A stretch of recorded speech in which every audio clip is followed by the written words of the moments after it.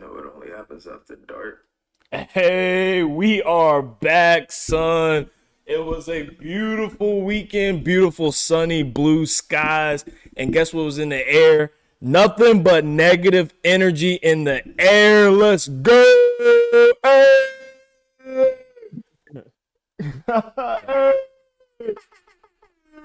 Yeah, man, it was a lot going on this weekend. I mean, I'll tell you in particular from my side of things, my Saturday night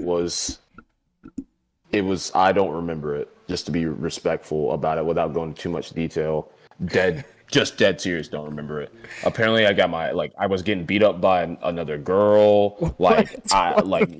Yeah, bro, dude, They heard what I'll you had to elaborate say on all. the last pod, bro. They heard that topic last week. Nah, bro, it was way more complicated than that. But yeah, and I woke up and my whole left side basically feels like I just got thrashed, and then Who'd you get beat up by? Brittany Griner, bro?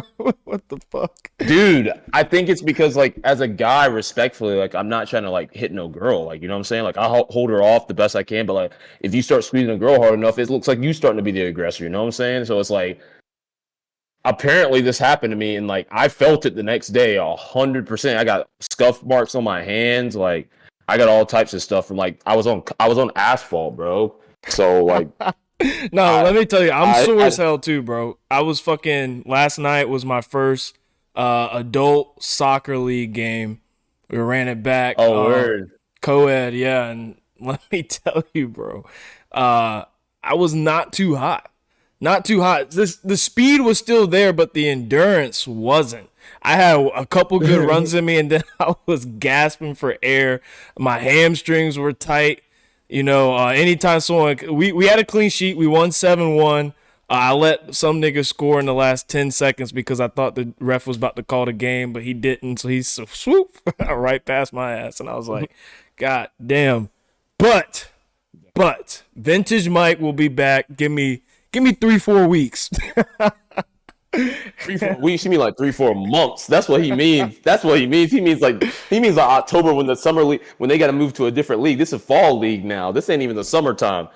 Nah, that's crazy. But that's good. You're getting active for sure. That's good. You're getting active. I got to get more involved in that end of things, and I'm definitely got a gym at my new work now.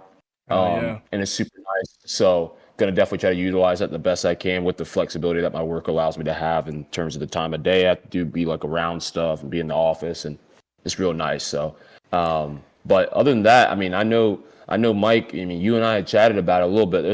You said it. There's a lot of negative energy in there, and honestly, for the ladies and the gentlemen out there that don't like negative energy because it's bad for your aura or whatever, you love it because that's the best gossip.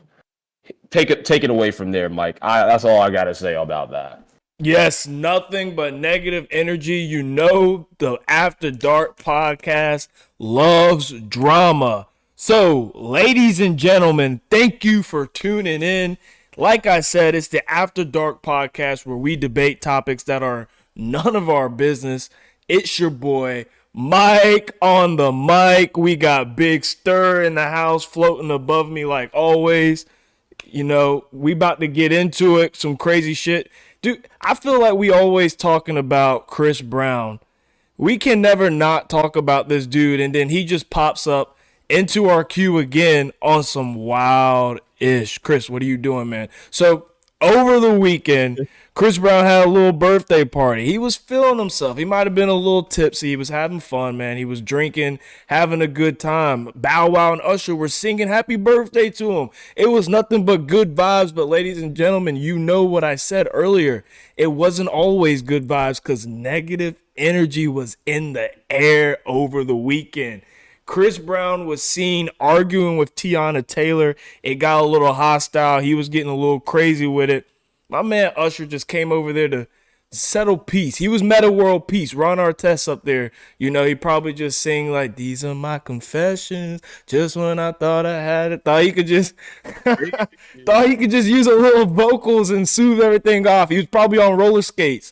Then Chris wasn't fucking with it. Chris called him a coward. He had the whole team gang up on him, jump Usher. Usher left with a bloody nose, my man. A bloody nose. So before we even get too deep into this, is this just Chris? Is it over for Chris? Like, as far as him trying to make a comeback, we were talking about how, like, last week it's been so long. He's been doing well. He's really been staying out the news. Does it just seem like it's over for him, man? I mean, I don't want to be the bearer of bad news for myself as a Chris Brown fan or as a music lover, which I am as well. And Chris Brown is a staple in my eyes in terms of the way that I grew up with music because he's evolved so much. Obviously, maturity-wise to a degree, and then also musically. And we know what happens when Chris gets a little pushback. I mean, not to bring up a whole other situation, but yeah. And it always seems to be like there's another woman involved, no matter if it's his girl, somebody else's girl, whatever it is. I want to say something before I even make my statement and answer that question real quick. I'm absolutely tired of this. And ladies, you can expect this from your man. I don't think this is even like respectable, or a man that you're friends, like, it's not even like, it's not worth it. Like, Chris Brown and Usher ain't got no crazy, massive beef, right? Like, no straight off the top, like, beef. You insert a woman into the situation, somehow there becomes beef because Chris probably says some things he shouldn't have said. 1,000%. We're all freaking adults, right? We can handle our own stuff. But why Usher gotta react? And then, like, that's, you already know it's gonna trigger Chris. Like, we know he ain't got no damn temper. He just whoop, he just goes. He goes to 0 to 100. No, he goes 0 to 120 in way less than 4 seconds. And I'm talking, that's not a 0 to 60. 0 to 60 is typically 4 seconds. He hitting that shit in 4 at 120. And for Chris right now, man, he's on this really downward spiral, and I hate it for him because like I said, I'm a big fan of Chris Brown, and I'm a music fan, and I think he provides a lot to the music community with his collaborations and even some of the tracks he drops here and there. But, like, it's either you get it together within this calendar year, or you might as well cease to exist. I mean, granted, you made your millions, you got some equity in places, you're gonna be fine. You always have your money, like, I mean, you did have one of the most controversial songs, basically of the decade at this point, or of the past decade, I should say, with Freaky Friday. We know how that went with all the white sororities. No offense to the white sororities, there ain't no racism involved. Just like speaking the facts. And at the end of the day, man, like, it's either get it together or you're chalked. I don't know what you think about it. Like, I mean, I think there is an opportunity for him to make his way back, but he has to be minding his P's and Q's. He has to be crossing his T's, dotting his I's, and he can't be doing and screwing around with this stuff. He might need to just lower up back on the drinking and partying as much because he's 30-some years old. Like, bro, you got a kid. I think he got multiple. Like, come on, dog. You've been living this life for a long time. You need to give it up at some point. I got a few things to say about this. Number one, why are you starting beef with Usher, man? Usher ain't did nothing to nobody but just spread a little herpes. That's all he ever did, man. He just spread a little. He just spread a little friendly herp.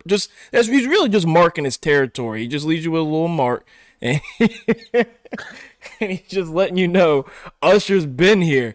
Because he's tired of singing confessions, so he just left his confession on you. That's what he's trying to do.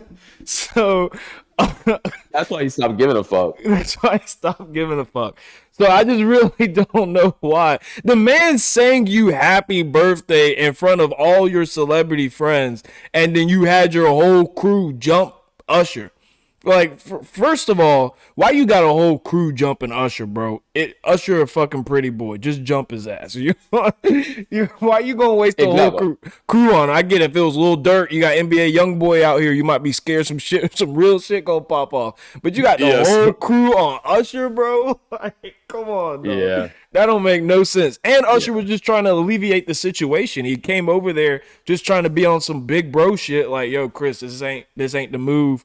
You know, Tiana Taylor, she's a big name. Like, if you out here wilding, if you do some wild shit, bro. If I turn my head and you out here throwing some fists, dog, like it might be over for you, my boy. You can't use a 17 car no more. You a grown ass man. So Usher was just over there. He was just trying to settle the situation, and Chris took it too far. But, hot take, goddamn, Chris is a genius. Yes, ladies and gentlemen, Chris is a motherfucking genius. And why do I say that?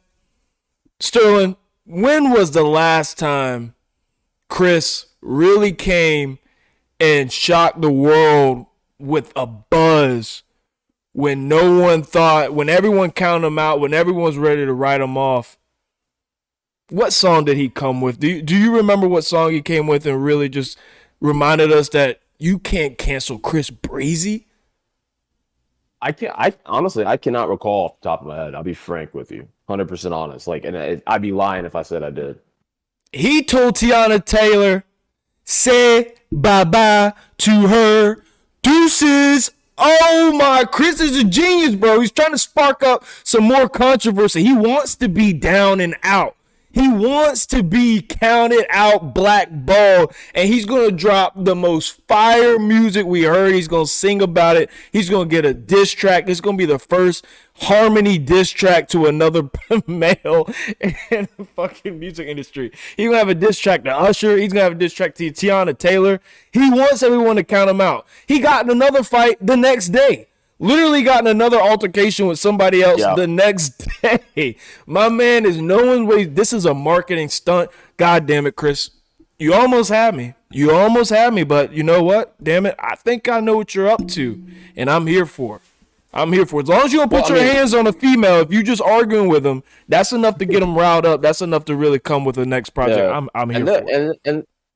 And they'll come and listen to the music, and that's completely normal. I will say at the same time, I understand that, like, when it comes to like Chris in general, like, he's got to do like outrageous stuff for him to get that type of clout like he had a few years back, right? Like, we know this. Like, he's not the same as he used to be, in terms of the type of pull he has in terms of overall. But I mean, it's like he's been listening to our podcast at the same time, man. It's like he heard us talking about him and Usher maybe performing at the Super Bowl, and he was like, I want that. He said, I want that. He said, I want that. But we know that's not gonna happen.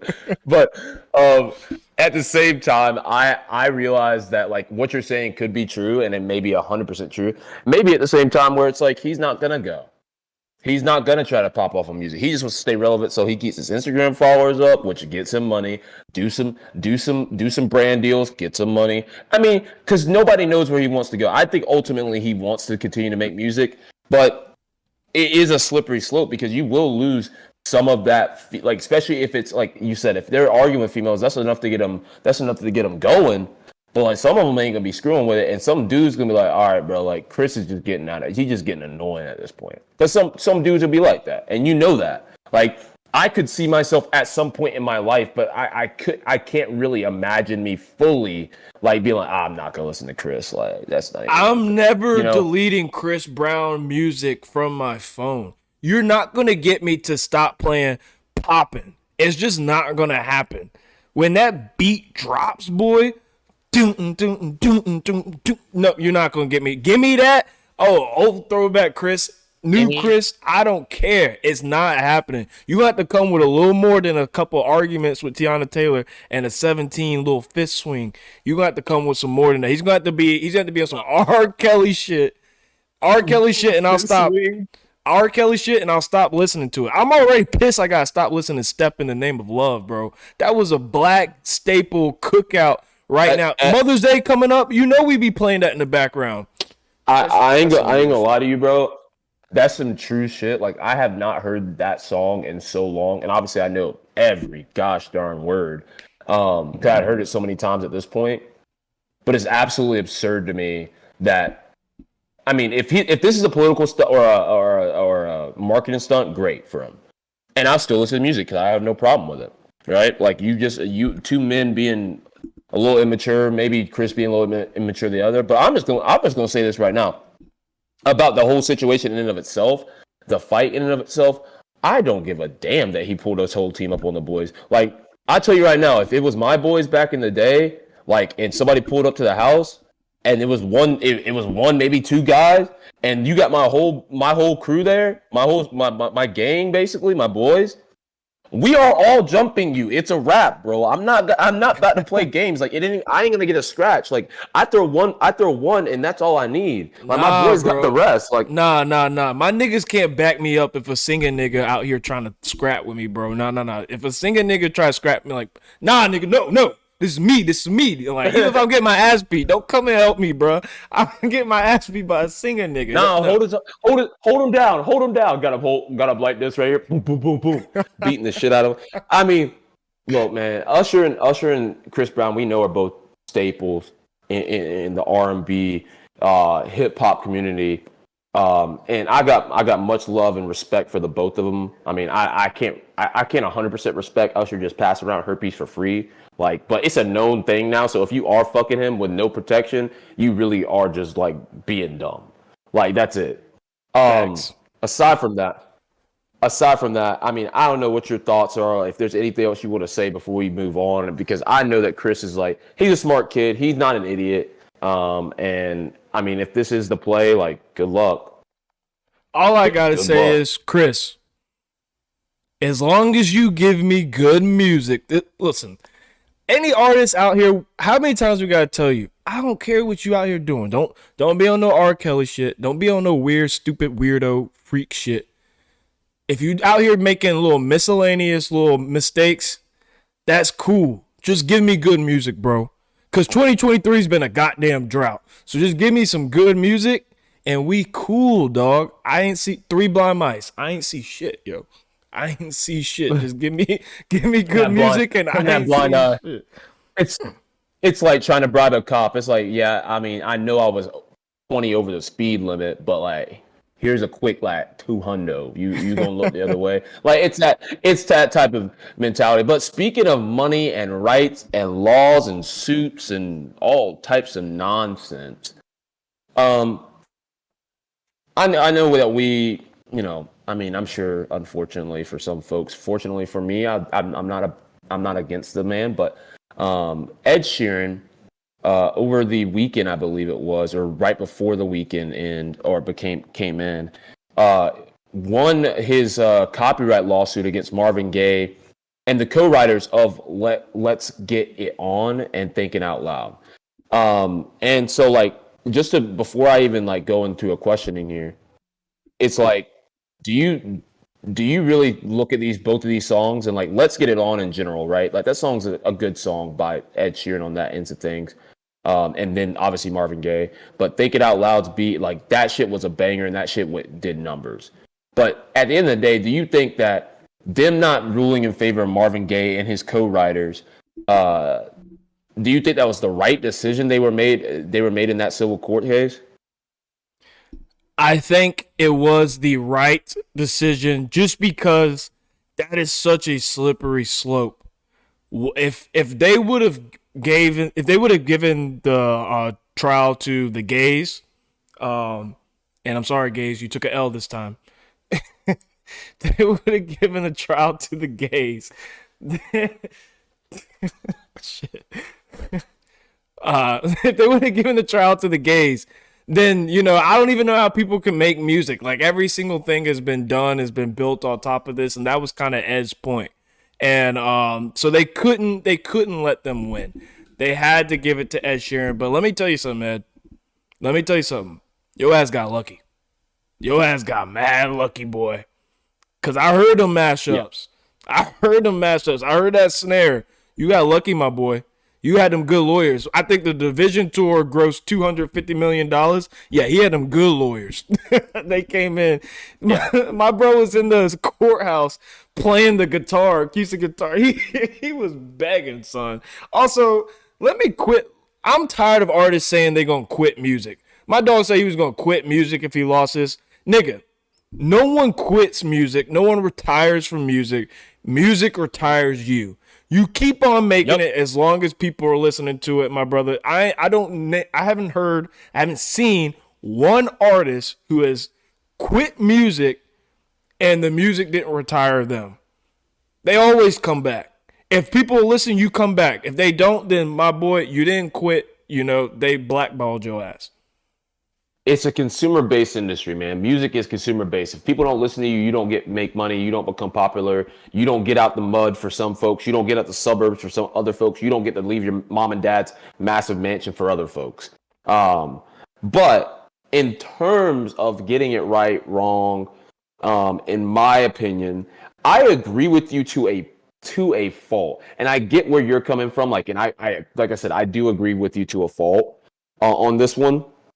Because I think that they continue to try to set precedent on this very thing that's going to continue to happen more and more. Because, we will get into this more when we start talking about AI stuff and just the creation of music. Because over the last decade and maybe some change, you have probably seen more samples of music from the 90s and just over and over and over and over. And it is a continuous cycle. And just so happens that those songs become extremely popular and extremely high in demand by the consumer-based market, which is us as listeners. This is from a logistical standpoint. Like, we're just looking at this from like a logical place here and how it works.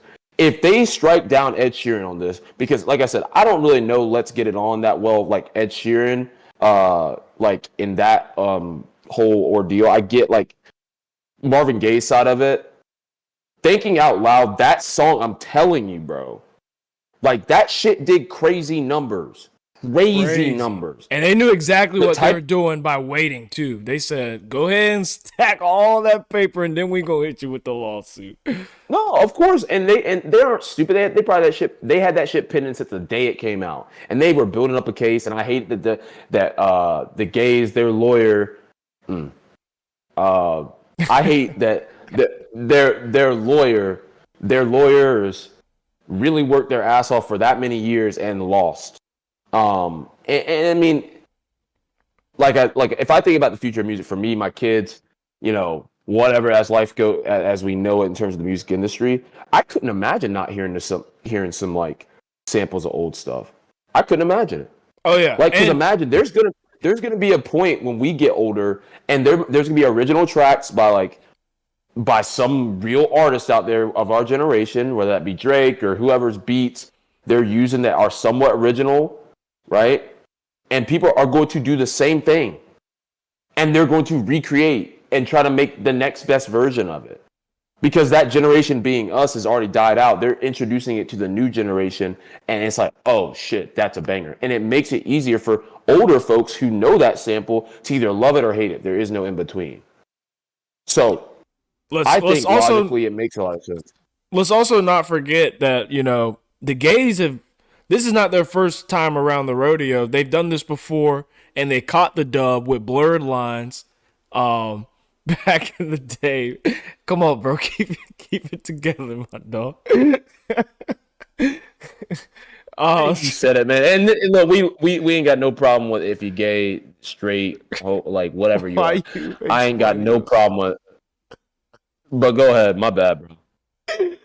Oh, my God. No. We're talking about Marvin Gaye, my nigga. All right, so they won this before with Blurred Lines. They sued the hell out of what's his face? White R&B singer nigga. What's his name? Oh my God, I can't remember his name. How am I drawing a blank? Oh, Robin Thicke. Robin Thicke. Yes, Robin Thicke. He's got good music. He's almost an honorary nigga at this point. I feel like he can say nigga. He could say nigga. I mean, I'd have to talk to him first. Like, yo, like maybe you can be cool with. Like, I mean, I feel like if Robin Thicke came up to me and was like, "What up, nigga?" I'd be like, "Oh, what up?" I might be like, "Wait," I was like, "Yeah, what up?" I might look around and see if anybody else like caught that, and if no one else fucking spoke up, I'd be like, "Yeah, what up, man? What up, bro?" How you doing, bro? How you doing? You doing all right? Yeah. That type of thing. I get that. I get So that. I mean, like he took the L and he had to pay up $5 million to the Marvin Gaye estate, and so they try to come up on another lick. They gonna be listening, bro. They probably got a whole team of people out there listening. So if you think you about to come up on some sweet little, you gonna make a little iffy thing, you think the Marvin Gaye and them ain't about to be listening to you? He's in his grave right now, like cha-ching, that's mine, cha-ching, cha-ching. It's Yeah, like my that bread, my estate is bread. going crazy. Yeah. That estate is going crazy. I mean, and look, man, I don't blame anybody, or the estate of the people being like that, whether it be children, grandchildren, whoever, especially when their parents, mom or dad, made great music at some point down the road, grandma, grandpa, whoever it is, and trying to make sure they get the rights and get the money from it, because in reality, at some point, it is rightfully theirs to a degree. I think at the end of the day, if the music industry wasn't going the direction it is right now with Ed Sheeran stuff, I'm gonna be 100% with you. He would have lost that shit, no kizzy. That shit would have been a wrap. It would have been the easiest shit. They'd be like, nah, bro, like don't even fuck. Hey, shut up with this acoustic. Like they would take that goddamn guitar and fucking smash that shit in the damn courtroom. Like shut the fuck up. That was And they'd be some like, corny give me the white money. boy shit to play the acoustic Yeah, guitar. Like, come on, bro. that's how you know he was down bad on it, and like I felt bad for him to a degree, but at the same time I'm thinking like for my good folks out there that made the original sample, like dog, like he literally snatched your chain. He snatched it and he made more money with it. And he made more money with it. That's the difference. Like he is just better. Like he's just better than you, and he took it from you without having to do much work besides write. And like I said, that shit did numbers. I like that song, even though it's a part of a lot of memes at proms. Where if y'all haven't seen the video, it's some girl that's in a wheelchair, and it's like when your legs don't work like they used to before, and it is just not fair. Yeah, they said, divide, huh? Yeah, go ahead and divide up them profits because that's what they were saying. Go ahead and divide up them profits because we're going to take a little bit of that. That was a cute little song you did, thinking out loud. Let me go ahead and take a couple of them green. Yeah, so I mean, without beating the hell out of this man, because we could talk all day about Ed Sheeran's corny ass just being in there with the guitar. That could be a whole topic itself, literally. And I know y'all don't want to hear about Ed Sheeran, but if you would talk about like an OG Marvin Gaye, we gonna have to talk a little bit more about him, in just general. But I know that I do think they got it right from the stance that it was the right thing to do for the precedent when it happens again. But I do think in reality, if that shit didn't do numbers and we were in the situation we are with music, he would have lost that shit raps and they would have smashed his fucking nice ass guitar in the fucking courtroom and made him cry. And that shit would have actually been funny as fuck. I wish that would have happened, but we can't always get what we wish for, unfortunately. That's for you kids out there. Think you can get everything you want at 11:11 every fucking night. But yeah, stop doing that, by the way. If you're making wishes at 11:11, you're fucking hoping for goddamn like Jesus to come back and like save you. We know you ain't worthy. But aside from the point, that's me going on a tangent. Nah, we definitely get that there. I mean, and I want to kind of roll into something that we've loved talking about this. You and I have like been sending stuff each back and forth about AI Drake, AI music, like crazy, man. I mean, dude, guarantee by the end of the year we'll have a string of probably 100 plus like videos, but back and forth between you and I, 100 plus, easy.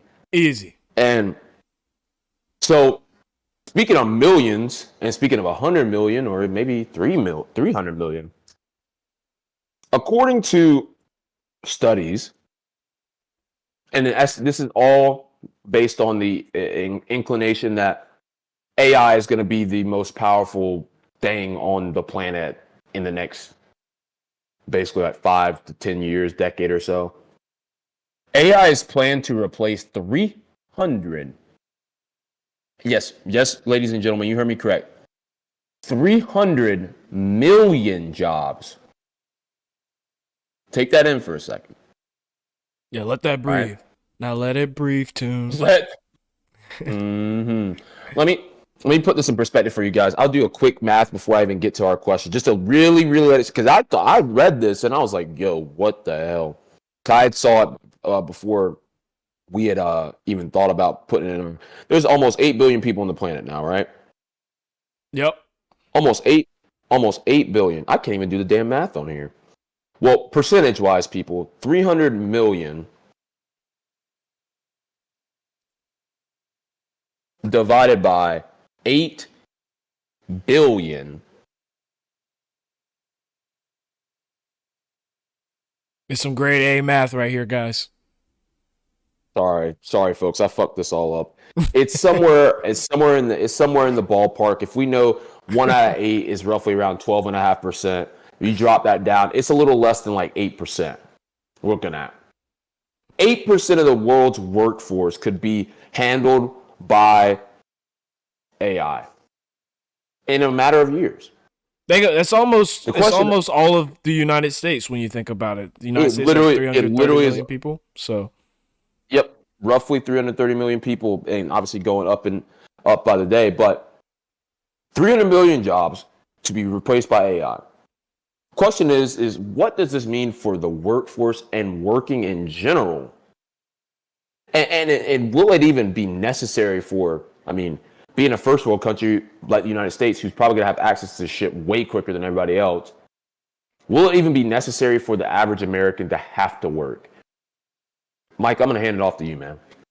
I don't even think we can fathom what that means for the workforce, what that means for society moving forward.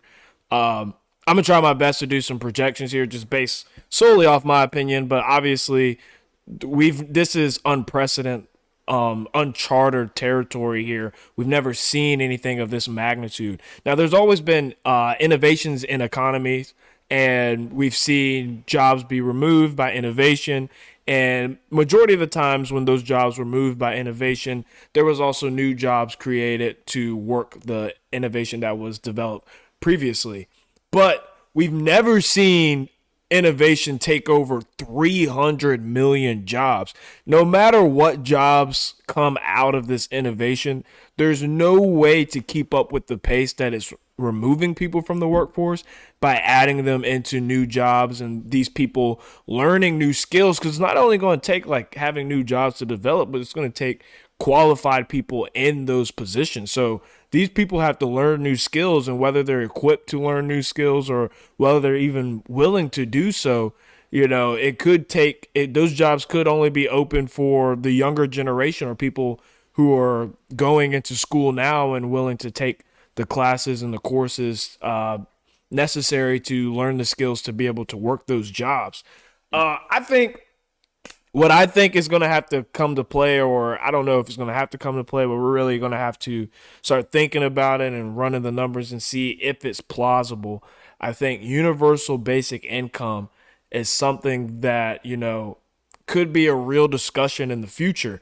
If you're taking away all these jobs from all these folks, they're going to need something just to cover their basic necessities. And I think that, it's been tossed around there a lot in a lot of economic discussions. Universal basic income could allow people to, take care of their basic necessities to a certain extent. Obviously, not at a lavish extent, but, you're not going to fucking die or anything like that. Take care of that. And, gig economy is growing. Develop a business. I think that that's where a lot of things are going. If you don't develop a business, learn how to do the other jobs. Or if you think you can live off of your universal basic income, hey, power to you, brother. But you weren't listening to my podcast because I told you the women only want 1% men. So if you're doing that, then you ain't going to get no women. But but what do you think, Sterling? Yeah, man. I think it's phenomenal that technology has come this far, just based on like, if I'm really thinking about it and talk about like my parents, for example. My parents were born in the '60s, the very early part of the '60s, extremely early. Wow, why you dating your parents, bro? Don't do them like that. Why am I doing them dirty, bro? No, my parents are great folk. You didn't have to say the early part of the '60s, bro. You out here being disrespectful, dog. No, great times. I mean, segregation, Jim Crow, like all really great stuff. But and what technology has done for not specifically just the United States in general, but the world has been absolutely phenomenal. And the minds that have come from like building new tech and like what the things that we have today, like stoplights in general are considered a technology, and it was these, like, it almost seems like the most simplest thing. And that wasn't just in the 60s, that was even like before that. But the thing is like, now we're in this position where we have so much knowledge, right? We have so many ways to do trial and error. We have so many things that we could actually automate, like genuinely automate on a day in, day out basis that we've been saying for years and years and years on end. For anybody's grandma, grandpa, mom, dad, sister, brother, themselves that works a line job, respectfully, right? I have nothing wrong with somebody working a line job. Nothing at all. Absolutely nothing. Nothing. But the issue is, and let me put this in, like I said, I already prefaced this. The issue is that we don't need you to be there to do that job. We need you to be there working so it's good for the economy, so you can pay and pay bills, and not just pay bills, but go into consumer-based products like certain types of snacks, Doritos, honey buns, all the things you see at a convenience store. When you buy PlayStations, all this stuff is all based on economical gain. It is not for you. They don't care about you, respectfully. That's why when this does happen, I'm hoping everyone at some point in their lives, if you're young, you're old, whatever, is looking towards not just using one source of income for their whole entire livelihood. Right? Yeah, facts. Like, that is just something that is, at this point in time, it is too difficult to live the exact life you want. In my personal opinion, because I don't feel like I'm very different from a lot of folks, where I want to live I don't need to live a lavish life, nothing like that. I want to be able to do stuff, be comfortable, have what I want, and then not worry too much about money. And if I got to worry a little bit about money here and there, that's fine, because I don't think I'll ever be necessarily wealthy, but I will be rich in some regard. That's how I see it. And if you don't see that, that's fine. Money doesn't bring happiness for everyone, and it's not going to bring happiness for most people. That's fine. Well, if y'all like and subscribe to this channel, follow on all of the accounts, we might be able to make a little extra income. Yeah. Yeah. And at the end of the day, I want people to understand is that those 300 million jobs, they won't just go to the line workers, my friends. For all you software tech geeks out there, I'm telling you, like, you do all this shit online, and guess who else can do it? A fucking computer. Because you're doing it on a computer on a daily freaking basis.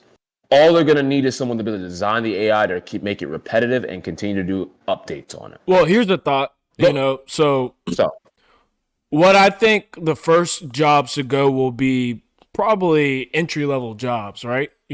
Those will be the first jobs to go for AI innovation, because it'll be able to handle simple tasks. Why pay someone 55 to 60K right straight out of college with healthcare benefits and all that has to come with that for a simple task that can be done by an AI computer system? Those are going to be the first to go. Why is that problematic? Well, it's extremely problematic, because how does one go to the next level of occupation if entry-level jobs are being taken away from them? The key point for entry-level jobs is not because we really need some snobby kid to come in here and put in some data into a computer.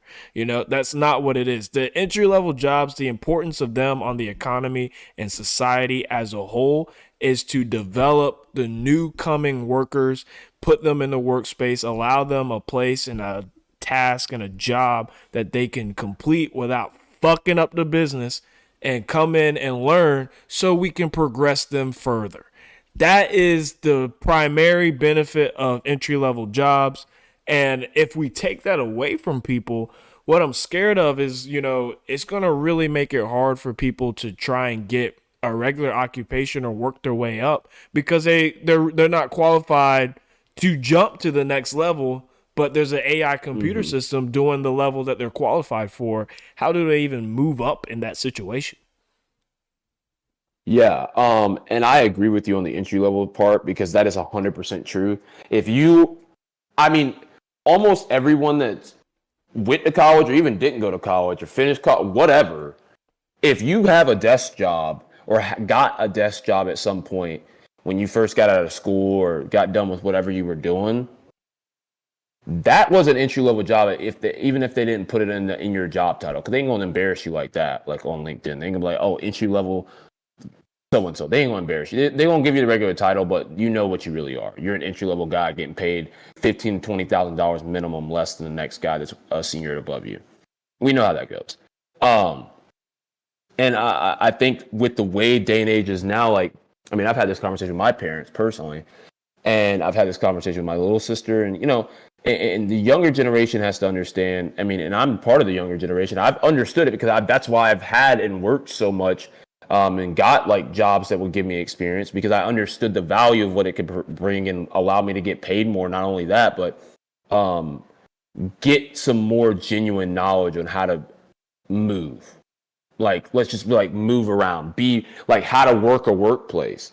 If you guys have never heard of that terminology, maybe not that exact verbiage, but that type of slang, like I can move around a workplace, meaning like I can be sociable, but I also am not too sociable. I know who to touch. Like I know who to touch bases with. I know who not to touch bases with. I know who's important. I know who's not important. That's really, in the end of the day, what entry level allows you to do as well. It allows you to understand, like, who the fuck do I need to actually pay attention to when I'm here? Because that's going to get me my next role. That's going to get me my next job at a different company. That's going to allow me to do this, this, and this. So, I mean, it could definitely be a great thing if it's done the right way, but it could be at the pitfall and at the demise of a lot of the human capital that we have in the United States. And this is once again why I tell these fuckers to get in sales, because the one thing people can't deny, is human interaction. That's what they cannot deny. We need it to live. So FYI, do it, because you're fucking yourself if you're not. And I'm sorry if you suck at it or you hate it or it's too stressful. Well, sorry. You want to have a job? Sorry. I mean, it's just what it is. So really, in terms of the idea of like, would we even need to work anymore? I think that working will always be necessary, because for the human body and the way that we were built as humans biologically, specifically in the male population, we are meant to do something. Like it literally, we can't function the right way if we don't. Your jobs just won't be as important as you think they are. That's all it's going to be. You get paid less. Maybe if they do the universal income, and if you're cool with like Mike said, if you're cool with living off of universal income, fucking more power to you, bro. That shit's gonna be less than goddamn food stamps. And like, there's nothing wrong with food stamps either. Like, there's nothing wrong with that, bro. Like, there's nothing wrong with that at all. Shit. Yeah, like, bro, I'm not hating on nobody for nothing, but I'm serious. Like, there's more to life than just like. We understand if you don't have money, you can't do certain things. Trust me, I've been there. We all have been there at some point in our lives where it's like we didn't have the amount of funds we felt comfortable with, and we couldn't do certain things that we wanted to do. If you're cool with that and living your way, cool. Like, that's all I gotta say. And you're probably the same person who's gonna get your job taken by fucking AI, and then you're gonna be bitching and moaning like, why don't I have a job? It's because you weren't trying to fucking get better at something. You just were like collecting a paycheck and moving the fuck on. So I'm sorry, I'm on a rant. I agree with you. That's the American population, man. You're giving them some alpha there. Everyone, whether you're working a job right now, should start a passion project just not for the sole fact of the income coming through, but what's so important about working in the occupation world is really finding our purpose. Some people don't necessarily find their purpose through their occupation. So just working on a passion project will allow you to kill some time once you inevitably get laid off from the AI movement. Jesus Christ. You can't say it like that. That sounded worse than the way I said it. Jesus Christ. It's funnies. Man. We joke on the After Dark podcast. Do not take us too seriously. We joke. If you take us too seriously, guess what, bro? You need to grow some fucking nuts. And or you need to like grow the fuck up if you're a woman. But get some cojones, huh? Yeah, some cojones, man. We do love talking about AI, and I think AI is going to be a part of a conversation for a very, very, very, very long time as time continues on, and we'll know more and things are going to change. But seriously, take our advice. At the end of the day, like, I agree with Mike. Like, find something you really enjoy outside of work, if work is your passion, like if what you do is what you love, like on a day in day out basis, I give you every single heart emoji you could possibly get because that is the most beautiful shit in the world. Because seriously, that's like one of the hardest things to find in this world. Um, more than it's not. It's almost as hard as trying to find like a true partner in life. It's like almost at that level. It might be actually harder. Um, but speaking of AI, and we could go on for days on that particular topic and the job side of things. Um, this actually just cracks me up. Um, Hollywood writers have started a strike. Some movie studios are electing to not ban AI writing in films, and writers are responding by going on a strike in a fear of a slippery slope being exactly what we were just fucking talking about. And so the question is so simple. Do you agree with the studios being like, oh, it's not a bad idea to let AI do some writing on some of this stuff?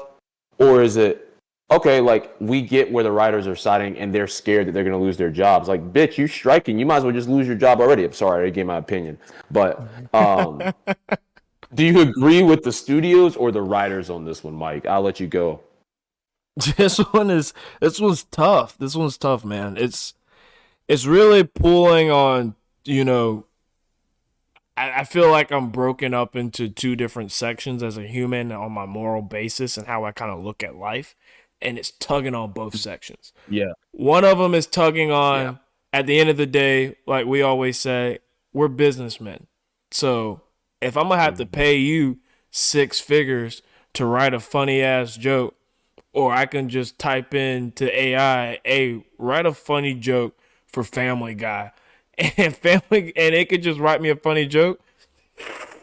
Jeez, man, might just pay this monthly subscription for Chat GPT and kick you to the curb because I don't know if I want to pay you. But the other side, like I got my angel and my devil on both shoulders. I guess the angel side of me is saying, and kind of the bigger picture at large is really when you think about Hollywood and writers and what the whole economy in California is kind of built off of. It's really kind of like a college town. So, if you start stripping away the writers and you're essentially taking money out of the economy, out of what makes California go over there. All that money's a trickle down effect, and all that leads to spending. Writers make good money. They go out, they pay for chefs. They go out, they pay for the restaurants and all the Hollywood treatment that goes on there, etc., etc., etc. It's all a trickle down effect. Chauffeurs, you name it, it all gets trickled down. But once you strip that money away from the economy, that money is no longer being transitioned and being swindled through everywhere you go. And, I think it could be detrimental to what California built their name off of. But as far as the company side of things, I mean, I can't really hate on them. If the AI is producing the same product, why does it matter? Really, why does it matter? But I'm aside with the writers on this one, just on the sole fact that like they're gonna take too much money out. Fuck the writers. I mean, respectfully, we get the fact that it's an economical gain for people to make money in the economy. Like I literally this is all wrapped back to basically the same question and the same like topic, and it's shitty. Like that we have we try to switch to a topic, but it literally routes back to the same exact ideology. Like you and I both know people right fucking now, right at this very freaking moment, that they work for like 10 hours a week. Dead serious. And they get paid easily more than the average person makes in a year. Easily. With like probably $20,000 more. I mean, and I'm sure you can agree with that. Yeah. I'm not mad at somebody getting their money and doing it. Same thing with writers. Writers do work hard, no doubt. Like one of my good friends is an aspiring, wants to be a writer, and wants to write his own stuff, and like that's awesome, and I think it's really great, and I think it's admirable. Not something I could do personally or have the time to do or want to spend time doing.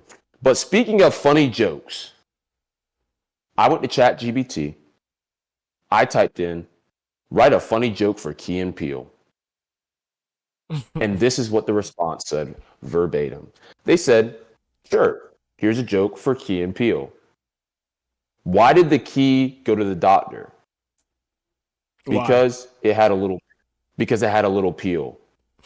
I mean, bro, like, this is what I'm talking about, bro. Like, I mean, obviously it's more elaborate than that, and you can get a lot more elaborate, but like, we're talking about you guys write these scripts, and some of the most immaculate scripts in the world have been written and produced, and everything right out of Hollywood, straight out.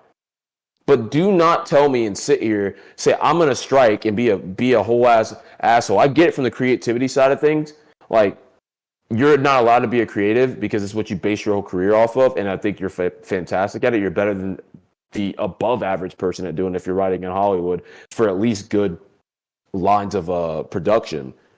But the fact of the matter is that if you think that you are going to beat a computer who can write your script in a night when you take a year and they're going to pay you, like you said, six figures, sometimes millions of dollars, you're fucking tripping, bro. You are absolutely tripping. Well, I mean, for starters, that was a shit joke.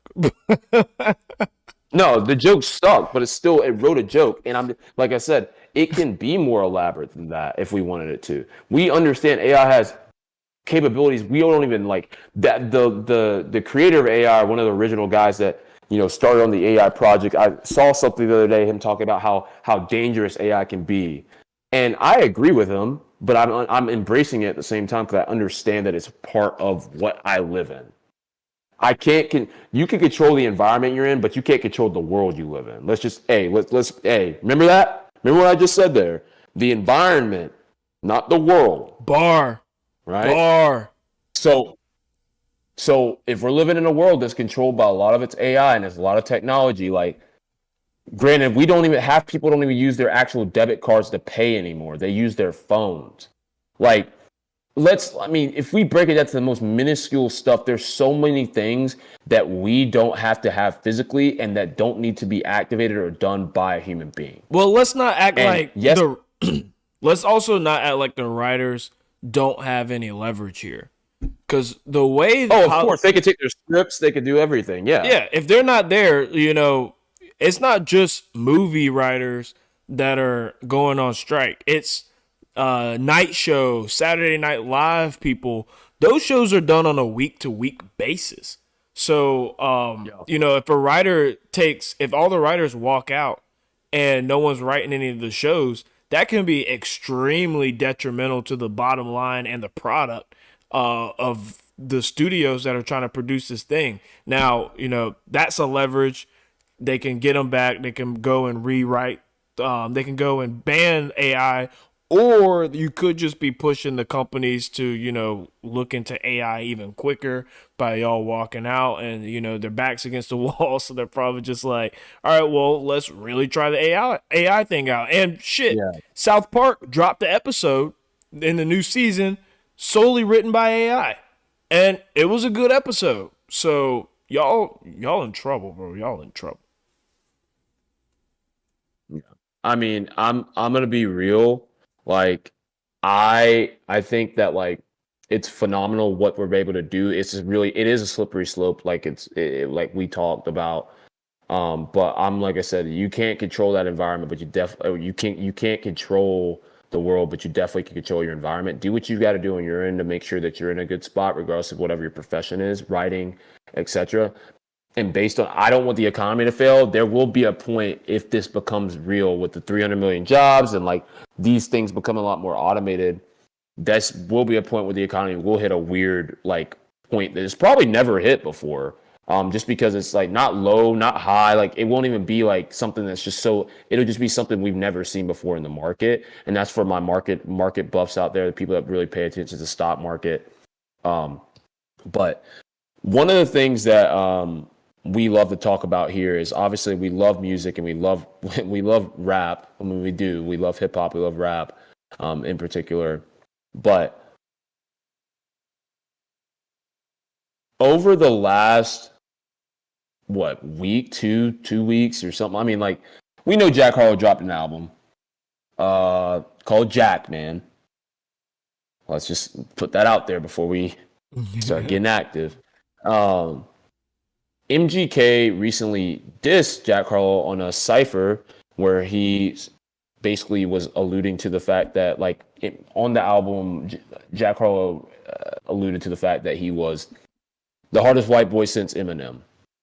And yeah, he knew not to say better than Eminem since him because nobody's beating Eminem on the white guy scale. But from this recent cipher, MGK puts off and he throws some bars out there. Really, the question I have is, like, who would get the nudge at the end of the day between the two? Comparison of their bars, what they've done, etc. And I want to let you roll it because you might have. I looked at the clip on my end. If you guys haven't seen it, I don't know if Mike's gonna put it up, but either way, want to get your thoughts on that, Mike, because I know that that's something like I know exactly who I think respectfully is a better rapper. Should I play a little bit of it? Let me just give him a little snippet of what's going on here. Well, give him a snippet. Give him a snippet. All right, we're live in the homie's backyard, and today it's just me and the cipher. Yeah. Turn me up. Yo. Hey, yo. Sit back and watch me do this. Correct all the stupids who tried to put me in the box. I had to solve like Rubik's with no blueprints, just music. Nothing they say about me on computers compares to a dad who was abusive. I go to war with these stars, no George Lucas. Make a call, and here's Johnny. Keep me shining like I'm Stanley Kubrick. That line went over your head like the Airbander's tattoo is. Next line that goes into my nose might make me overdo it. I spent so much of my personal savings on Colombian pure. Yes, sir. MGK going in. On the shit when I sit, stand, talk, walk, rap, sing, my mouth. Jack, what you finna do, boy? He coming at your neck, son. That glamorous bar, that's not gonna get it done, my boy. All right, that's enough. That's enough. Jack, man. I don't even. Let me go ahead and get this straight, yo. That was bold, and I feel you, Jack. You came out here, you're the hardest man since, the dude who was talking about spaghetti, his mom's spaghetti and whatnot. But We. MGK kind of washed you, my bruh. He kind of, and what we forget about too is, MGK kind of held his own against the guy who was talking about his mom's spaghetti.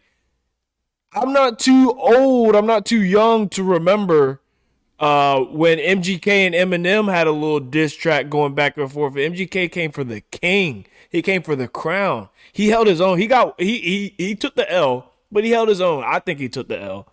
I mean, but Killshot was still. He came for the English crown, like the Queen's crown, because it's the white side. He came for that one. He didn't come for the African crown because he already knew better. Yeah, for sure. So I mean, I think when it comes down to just straight up bars, MGK is taking Jack Harlow any day. And I think we forget about it because now MGK is on some alternative shit and he's an actor. Yeah. But if we talking about hits though, MGK, sit your ass down, bro. Sit your ass down. Because I think at the end of the day, MGK's talking about bars. But I think at the end of the day, what's going to really matter is hits, my boy. And that's why I'm siding with Jack. With Harlow, big dog, Mr. Tyler Hero himself. Jack Harlow's about to bring all of the hits.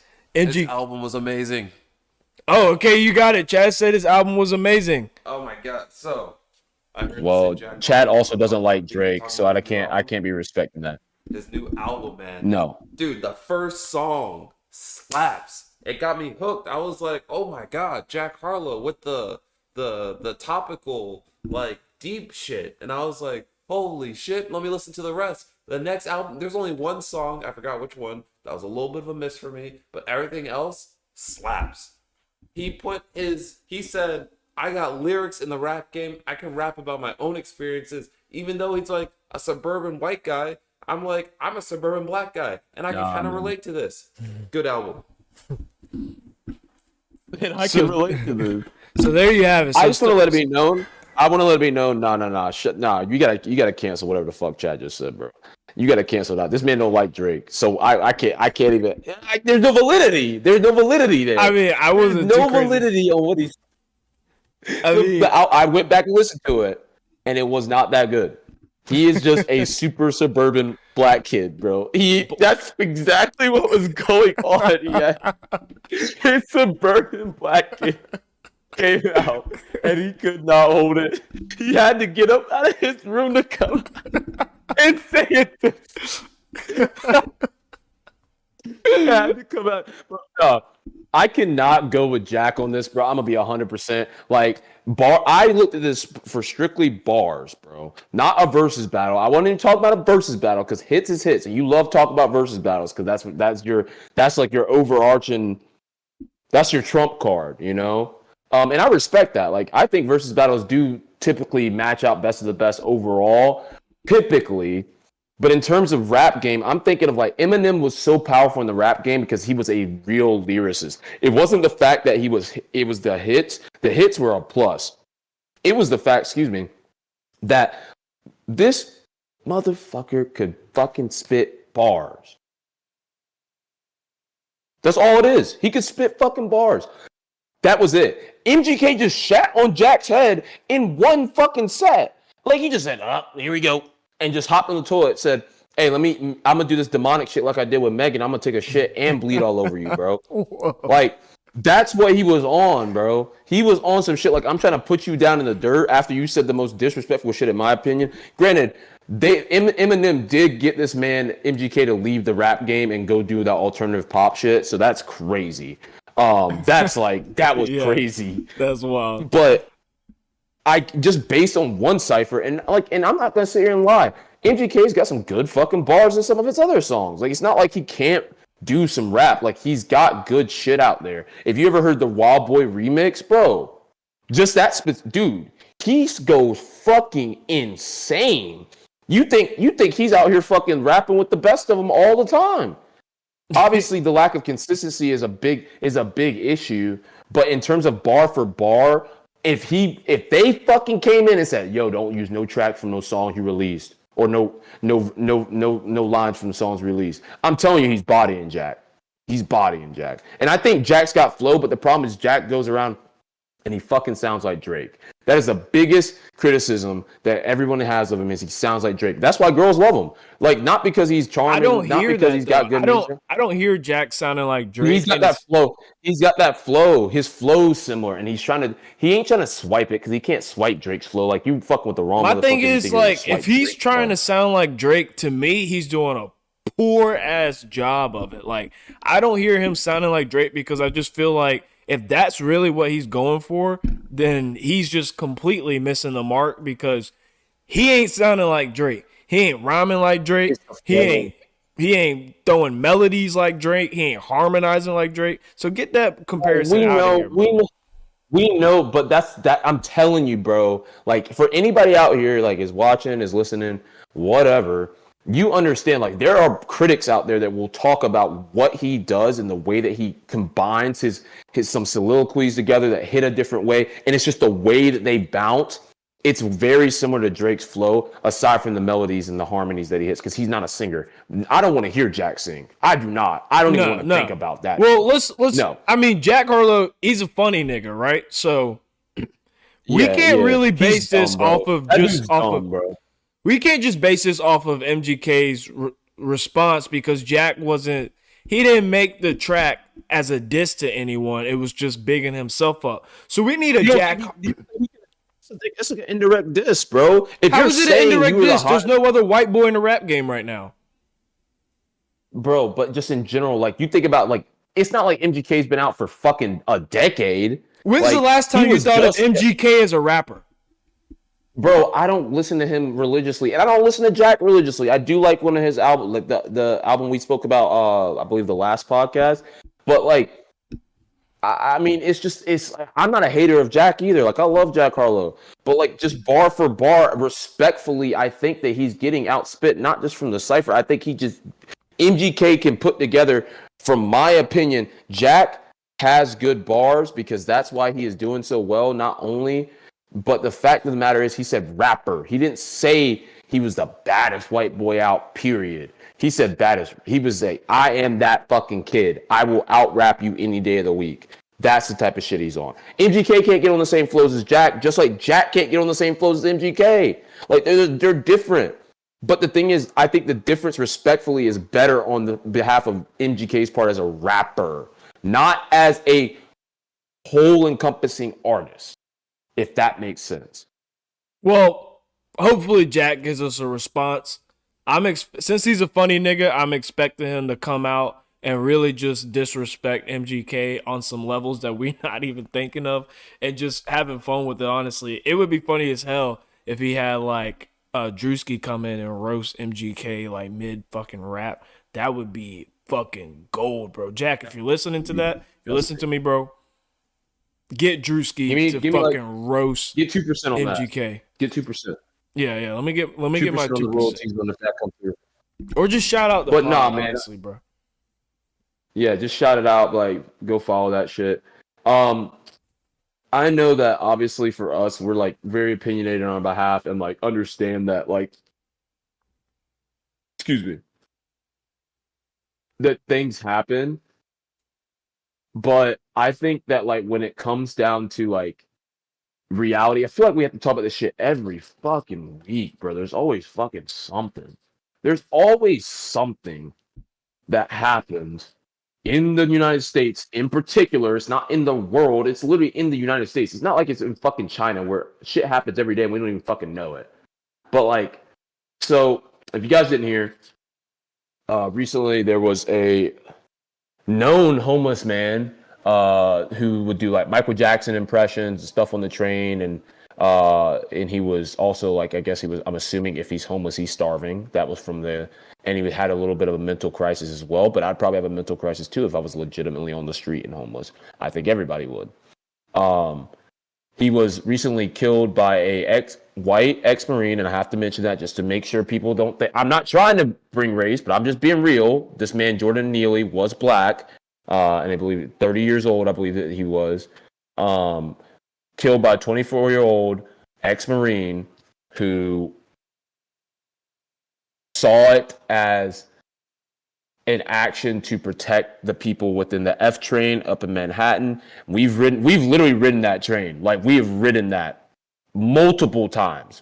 Like, that's what kind of hit me a little bit different. Cause I'm like, I didn't see this guy, but maybe I didn't notice it. Who knows? Yeah. But to put it in the regard of, and I'm not trying to protect the Marine, I'm not trying to protect Neely. I'm just taking a very stance of just putting this out there as news because we want to treat this as news for y'all folks as well. But from the side of Neely, or of the Marine, yes, apparently he had a history, and you know how the media can warp things, but apparently he had a history of not necessarily attacking, but being maybe more aggressive towards some of the passengers on the train. And obviously being in a mental crisis and being homeless doesn't make it easier.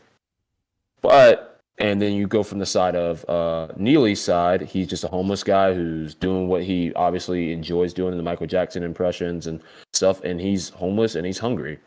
And apparently in the time of need, he was... No, go ahead. Apparently in the time of need, he was saying he was hungry, he said he was starving, which I can definitely respect, like any type of like, if you were feeling a little distraught,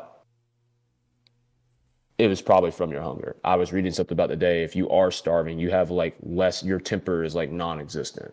Like you can't like control, like it's almost like you can't control like your own emotions. So I mean, I just wanted to make it public. I think we both did. We obviously, condolences to the Neely family, and whoever's involved. And obviously, the biggest issue is the fact that the ex-Marine basically is not like being properly investigated upon this regard. There's just a lot of speculation, but I'll let you elaborate with maybe some things that I didn't mention, Mike, and just make that known. Yeah, so yeah, it's kind of a tough situation here because he did have a history of harassing folks, and he's been arrested 44 times. That's no fact that we can't shed away. Uh, that is true. And that does play an important part. It speaks to what could have been going on the train at the time, and why the Marine felt it was necessary to detain him. But at the same time, your past is not something that should be dictated towards. Should your life end in that situation, or should it keep going? So the Marine acted, and we also got to look. The Marine could have had PTSD. He saw that someone was opposing a threat, and he just did what he was trained to do as a Marine to put down that threat. But at the end of the day, you're not in the Marines right now. You're in society, and regardless of what the man's past was, it was not okay to detain him in the fashion that he did, and at the pace that he did. I saw a lot of people say, he was still alive, he was gasping for air. Well, that's really what is it called? I'm drawing a blank. Anagal breathing, where it's really like your last gasp of air before. Yeah. You're taking that breath because your body doesn't know what else to do, and it's breathing is involuntary, so you're going to do it regardless. You've lost the ability to breathe because your brain probably at that point is already like forgotten how to, and it's just doing what it knows to basically the last whit. So that's it's an unfortunate situation. I do want to say is like I agree with you. Like as a Marine or as a person that's been in combat, I have a lot of respect for any person that's in the military, regardless of your branch or what you do. I have a ton of respect for you because I'm not gonna go out there and fucking do it. I'm gonna be straight up, bro. I want to sit my ass in a fucking office and fucking do my work. But at the end of the day, like to use deadly force, like there's a difference in like detainment is different from deadly force. Like there have definitely been times in my life where I'm not necessarily saying that like I was being so violent or anything like that where like I should have been like chokeholded, and I'm not strong enough for anybody to even feel like that. And he didn't look like he was strong enough either. The kid's fucking starving. So that's where I kind of get a little bit upset because I'm like, you could have probably put him to sleep for a second. You didn't have to, literally crush his shit. Like that's literally what happens when if you guys don't know the anatomy of a chokehold, if it presses directly on the esophagus. The esophagus allows you to breathe directly through your lungs. That breath allows oxygen to your brain, which the brain runs every single function in your body. Those are the involuntary things you do. So once again, I'm the condolences to the Neely family. Obviously, I hope it's properly investigated, no matter what the verdict is. We don't like to be political around here, and you know this.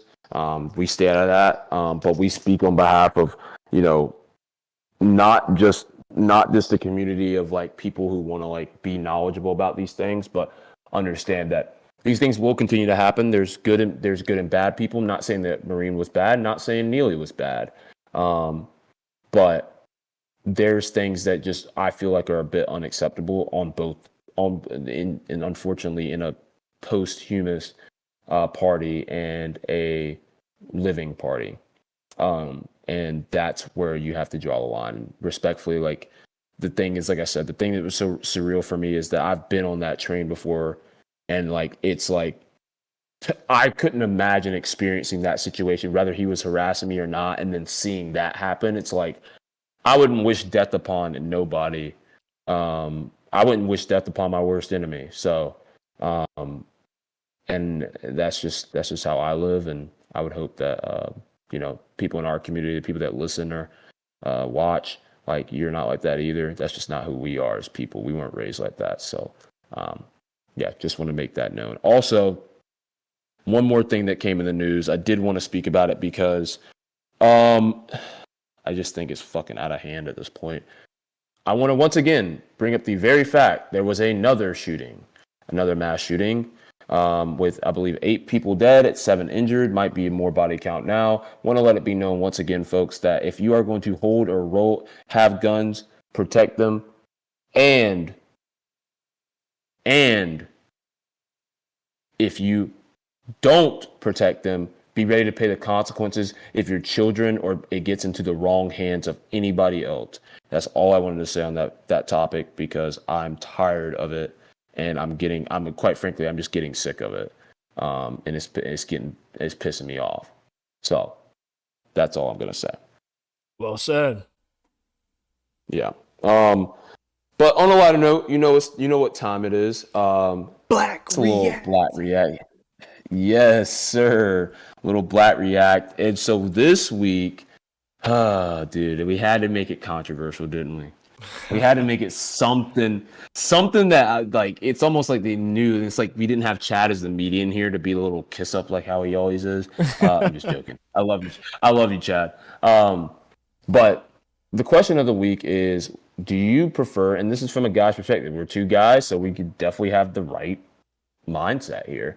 Do you prefer the girl to pretend like she's going to pay for her meal on a first date, or would you, as the guy, expect that guy or you as a girl expect that guy to pay and not offer?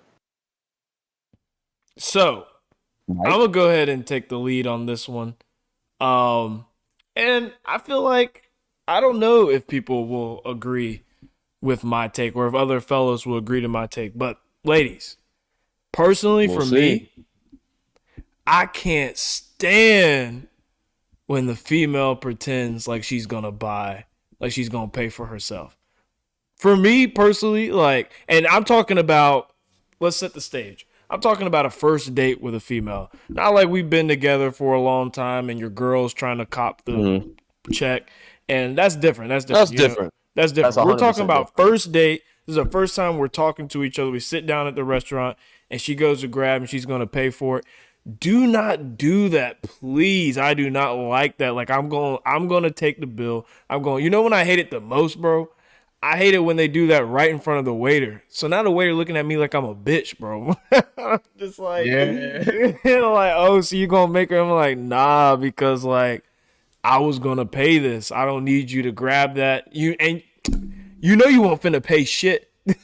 You were waiting for me. It's the slowest, like, especially if they planned it. They over here rumbling If through they their planned purse and shit like they can't find their card. Bitch, I see that fucking card right there. If you gonna pay it, go ahead and That pull shit that like shit it ain't out. been swiped. Yeah. You ain't been swiping that shit. You've been online shopping. You've been online shopping with that shit. Like, quit fumbling in that bag over here. I'm gonna pay it. Don't grab for it. I got it. Don't pretend like you're gonna do it. Just know that I'm gonna pay and sit there. And if I ain't grabbing for it, then we gonna have an awkward conversation. But I'm always gonna grab for it on the first date. I ain't got no problem who split both ways. That shit's cool. That shit would be fine with me. But if I'm showing up, I'm just assuming I'm paying. You should assume I'm paying. Don't grab for it. We ain't got to play that we ain't got to do the little cha-cha slide, a little tango. We don't have to do that dance. I'm paying. Forget about it. Yeah, man. And unfortunately, we usually, I feel like it's so funny. And I want to like put this out there in perspective for the folks that are watching. Like, we haven't said it enough, or we didn't mention in the very beginning. If you've been watching us since the very beginning, since we started this podcast, like, you guys know we're three best friends, like, and we do agree on a lot of stuff. Like, we agree on a lot of different things and a lot of different topics and a lot of different zones. But this is somewhere I have to disagree with you, Mike. Like, for me as a guy, right? Like, I would rather you see. I'm a psychology guy, man. Like, I'm like big into that. Like, it's so crazy now that I'm into it. Like, years ago, like even a few years ago, when my sister was studying it, I was like, oh, that shit's bullshit. Like, but I am a big proponent of mind over matter. Like, that's one thing that I'm like. But enough in the weeds. But I mean, I would prefer, from my regard, be like, at least like for me, it like subconsciously makes me feel like you're comfortable if I wasn't going to pay or wasn't gonna like offer to pay off the rip and like go with it. Because like at the end of the day, like if say one day we do end up in the long lasting couple marriage, whatever you want to fucking, put whatever title tag you want on it, right?